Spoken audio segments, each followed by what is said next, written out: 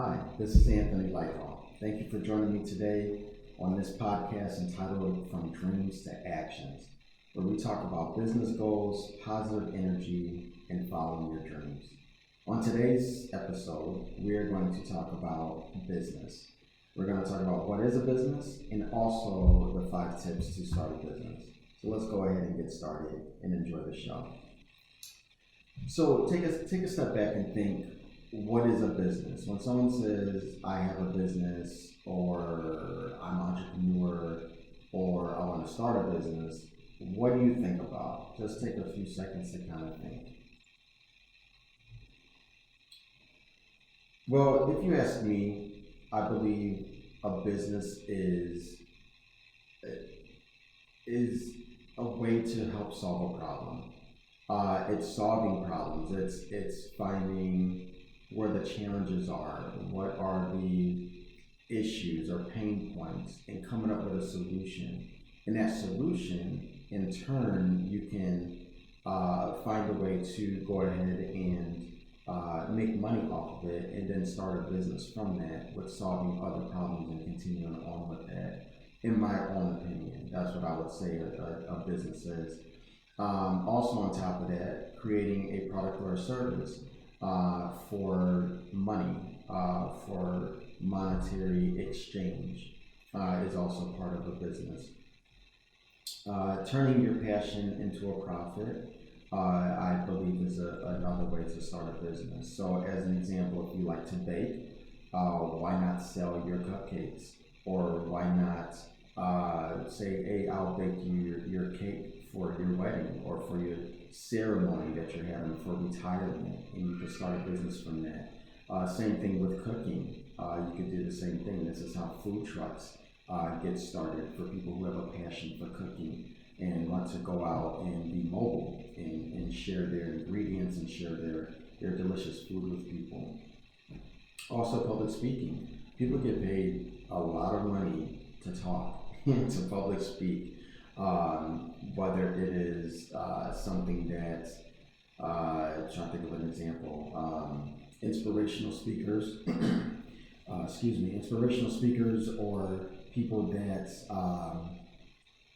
want to encourage people, or master classes are a big one. Podcasts, example. With being paid to speak. So if that's a passion and you talk a lot or you like to talk, you can get paid for that.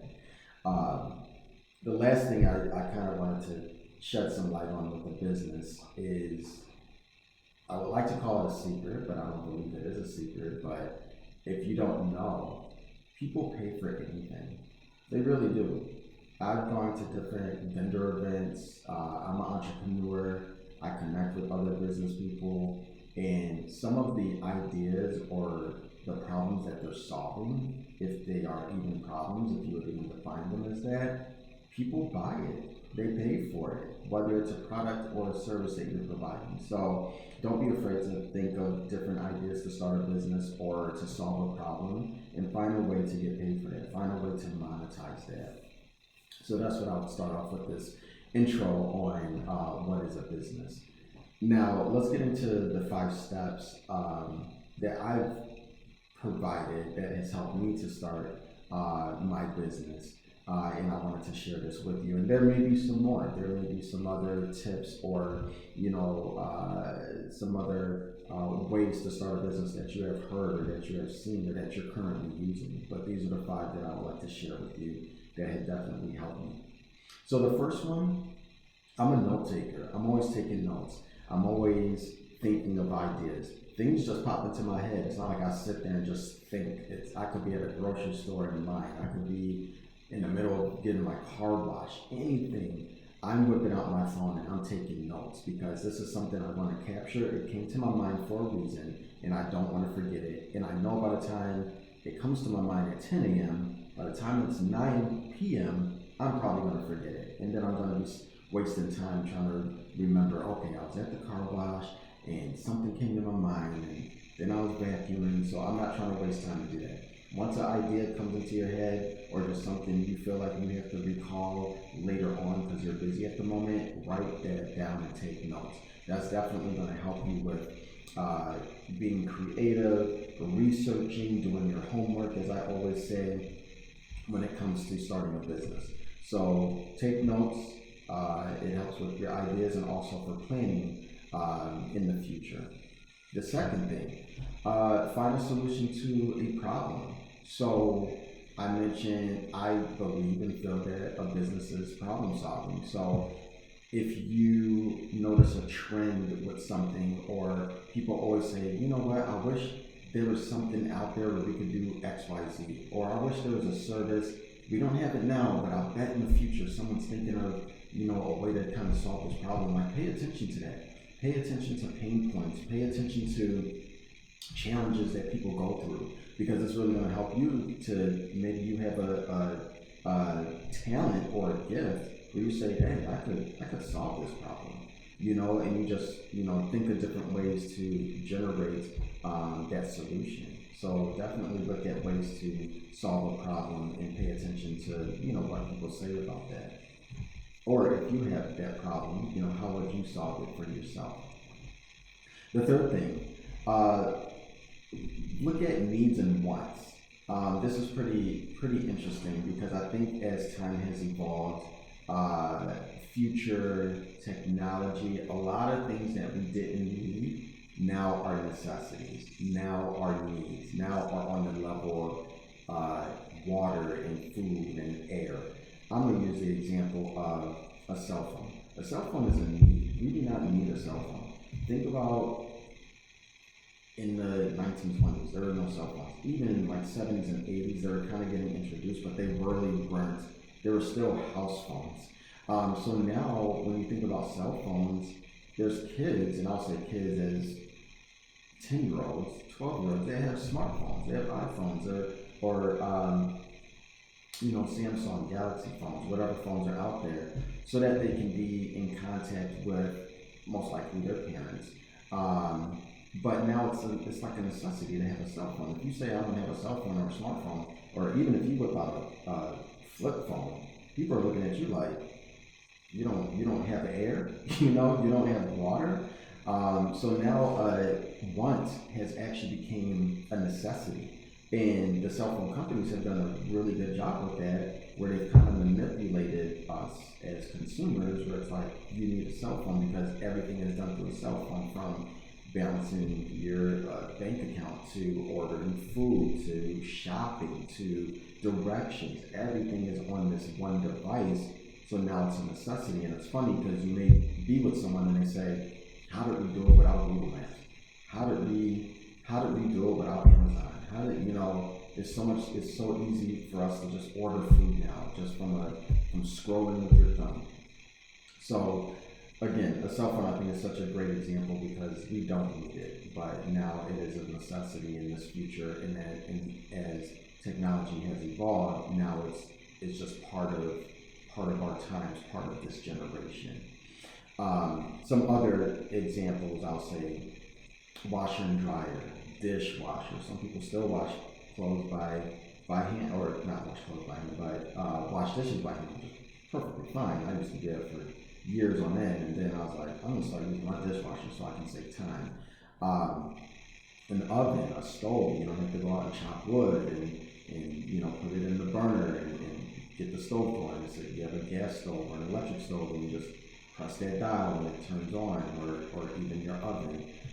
There's endless ideas that have came up from necessity, from the radio to streaming music to bicycles, where we used to have just using our feet and walking, and horses, and then bicycles, and probably motorbikes, and then to cars and spaceships, so on. So it's very interesting when you really look at just the generation and the time of technology, where now we're looking at computers or things in 3D, but back then, probably having a horse might have been technology. Having the Model T Ford from Henry Ford back in the early 1900s, that was technology. That was something new that people probably what's the word I want to use? They probably pushed back on or were hesitant with, but as time evolved, it's like, oh, there's like a necessity. Oh, this is great. This really works. So again, look at a need and wants, and that can also help you to generate ideas for your business. The next thing, number 4, listen to what people say about you. This is really important, and I think people really need to take a step back and really observe and listen to what people say about them, because people will tell you what you are good at. This is interesting because you may be really good on working on cars, and it's like a passion for you. So changing brakes, changing the calipers, changing spark plugs, changing spark plug wires, even just listening to how the engine's rattling or something, you may know automatically what needs to be fixed and what tools you need, and or what materials you need in order to fix this. And for you, people may be like, wow, you're really good at working on cars, and you just kind of shrug your shoulders like, oh, that's nothing. I do this all the time. I've been working on cars with my dad since I was like 12, But to some people, that's a gift. That's a talent. And you can get paid for that. People will pay you for that. That's a business. That's, how you can start your own mechanic shop, or maybe your own mobile mechanic shop where you have your truck or your van and you have all your tools, and you go to people whose cars are broken down on the side of the road or whatever the case, and you can start your own business from that. So my biggest thing with number 4 is listen to what people say about you, because they're going to give you your flowers. They're going to tell you what you are good at when it's something that you didn't think it was a gift. You didn't think you were good at this. And something that you are good at or that you're great at, not everybody has that gift or that passion, and you can turn that into a business and help other people who will pay you for your service or for that product that you produce very well. So pay attention to that. Pay attention to what people say about you. It's really important and can go a long way and really help you out. The last thing, number 5, I cannot stress enough, and it's something I preach to myself as well. Start small. Whatever you're doing, start small. Want to start a business? Start small. And I'm going to go into detail with this, but let me give some more examples. Want to start a business? Start small. You want to learn how to cook? Start small. You want to learn another language? Start small. Anything that you want to start that is foreign to you, that you've never done before, but and you have that drive to do it, start small. I'm going to give an example of this podcast and podcast/YouTube, however you're listening to this or viewing this. I actually started From Dreams to Actions. It's 2023 right now. I started this in 2020 during the pandemic, and when everybody was in quarantine, and with having my business, and I'm really passionate about talking to people and really like pushing people, encouraging people to start something. Learn a language, start a business. I'm more about creating solutions instead of creating problems. And I started this, and it was small snippets on my Instagram and also on Facebook. And it was called From Dreams to Actions. And there were 60 seconds because that's all the time I had on those social media platforms. And I was encouraging people or giving people advice on business, on great books to read about leaders or inspirational people, or about business, or just changing your mindset. Topics on money and finances, and calculating different formulas and ratios, and it was really good. It was well received. And during the pandemic, I was just writing, and there's 52 weeks in a year, so I was like, every week I want to have a topic that I can share with people. And it was like a sitcom. It was like a television show where I was writing, and then I would do the filming, and I would probably film 5 different topics in one sitting, and then I would just publish those or post those on my social media each week. And it was a lot of work, but it was really fun, and it was something that I enjoyed, and it was well received. Like people, they would reach out to me and say, "Oh, this was really good advice," or I tried to make sure to do it like a scheduled time, so every Tuesday at like 10 a.m. So if I forgot or if I didn't post something and it was like Thursday, people are like, "Hey, where's From Dreams to Actions?" or "Hey, what's your tip for the week?" And it was really cool because I didn't know what was going to happen from that. So now let's fast forward 3 years, and I'm like, how do I take those topics and kind of stretch them and prolong them instead of it being 60 seconds, maybe 20 minutes or 30 minutes? Because you never know who you're capturing, who you're helping. I'm an avid listener of different podcasts. I'm an avid reader. I love documentaries, so I love to learn, and I love to learn from other people and really capture from that. And I feel like I'm really good at that. And starting this podcast on YouTube, I wanted to do the same. And so now From Dreams to Actions is actually going to be its own brand, and starting that. And what you're seeing now, I wrote months ago, probably years ago, but now I am starting small, and I'm doing each segment, each week. And let's see what happens from that. You hear about this with, social media influencers and podcasts. You watch their very first show or listen to their very first podcast, it's not good because they're learning. But then as time progresses and they're still persistent and consistent, it grows. And that's where they have guest speakers, and then sometimes the speakers are known people or famous people. And it all started from planting that seed. I always think about starting small as planting.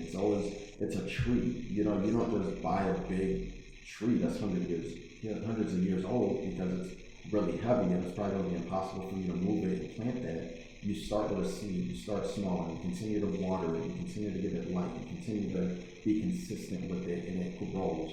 From something so small. And that's what I'm doing. And I'm sharing that as transparency with starting small. We all go through this. Any celebrity you can think of. I'm very inspired by those celebrities. I don't like seeing the end result. I like hearing about their progress. I like hearing about them sleeping on the floor. I like hearing about they were homeless. I like hearing about, how they only had, $2 in their bank account.